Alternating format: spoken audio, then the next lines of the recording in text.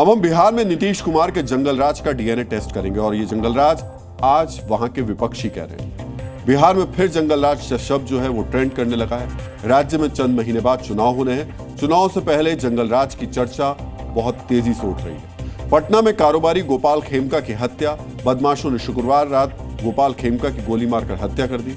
राजधानी पटना में high profile murder के बाद बिहार में फिर जंगलराज शब्द ट्रेंड में आ गया। कानून व्यवस्था को लेकर नीतीश सरकार पर सवाल उठने लगे।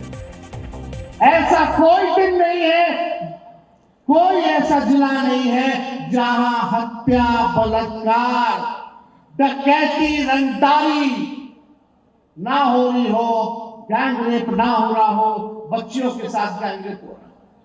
100 मीटर पर थाना है, 100 मीटर पर एसपी की कोठी है, 50 मीटर पर डीएम की कोठी है। सर हम तो कह रहे हैं कि अपराधी और माफिया दलाल और शराब माफिया और जमीन माफिया, सर जो सरकार, जो पुलिस 4 किलोमीटर मैरीन ड्राइव को सुरक्षित नहीं रख सकता, वो सर बिहार को सुरक्षित कैसे रखेगा? जंगलराज बिहार में एक सामान्य शब्द नहीं है। यह शब्द बिहार में राजनीतिक तख्तापलट की ताकत रखता है। कभी नीतीश कुमार, लालू प्रसाद यादव और राबड़ी देवी की सरकार को जंगलराज कहा करते थे। आज खुद नीतीश कुमार की सरकार को जंगलराज कहा जा रहा है। तो क्या नीतीश का नया बिहार लालू प्रसाद यादव के पुराने बिहार जैसा हो गया? यह सवाल बड़ा है। इसके विश्लेषण के लिए हमें लालू प्रसाद यादव और राबड़ी देवी की सरकार के दौरान कानून व्यवस्था के हालात को समझना होगा। यहां हम आपको बताना चाहेंगे कि नेशनल क्राइम रिकॉर्ड्स ब्यूरो यानी एनसीआरबी के आंकड़ों के मुताबिक 1990 से 2005 तक यानी लालू प्रसाद यादव और राबड़ी देवी की सरकार के समय बिहार में हर साल औसतन 4500 हत्या के केस दर्ज होते थे। यानी बिहार में हर दिन औसतन 12 हत्याएं होती थी।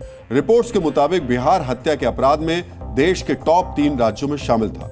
रिपोर्ट्स के मुताबिक 1990 से 2005 तक बिहार में अपहरण के करीब 48,000 केस दर्ज किए गए, यानी हर दिन 9 लोगों को अगवा किया जाता था। अपहरण के मामले में बिहार देश में नंबर 1 था।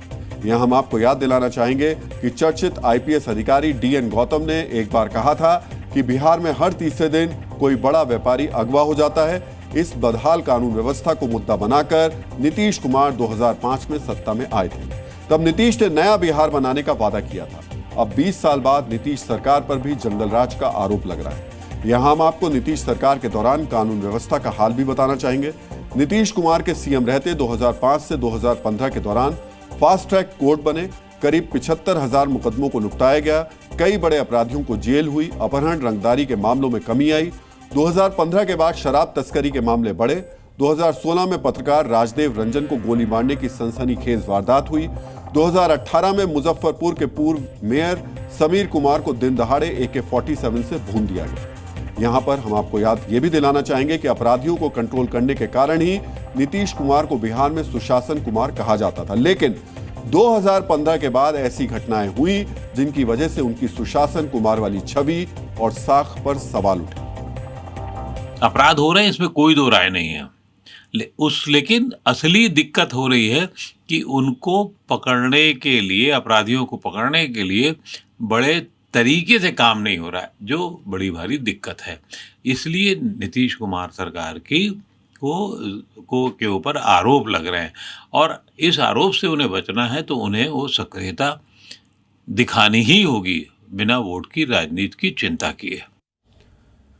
जंगलराज के आरोपों के बीच राजनीतिक विश्लेषक ये भी कहते हैं कि लालू राबड़ी राज में बथानी टोला, लक्ष्मणपुरा बाथे, सेनारी नरसंहार जैसी कई घटनाएं हुई। नीतीश कुमार के शासन काल में ऐसी कोई घटना नहीं हुई। लेकिन 2022 के एनसीआरबी के आंकड़ों के मुताबिक बिहार अब भी हत्या और अपहरण के मामले में टॉप 3 राज्यों में शामिल है। यानी बिहार में जातीय नरसंहार तो नहीं हुए, लेकिन कानून व्यवस्था के मोर्चे पर हालात बहुत बेहतर नहीं कहे जा सकते। Zee News.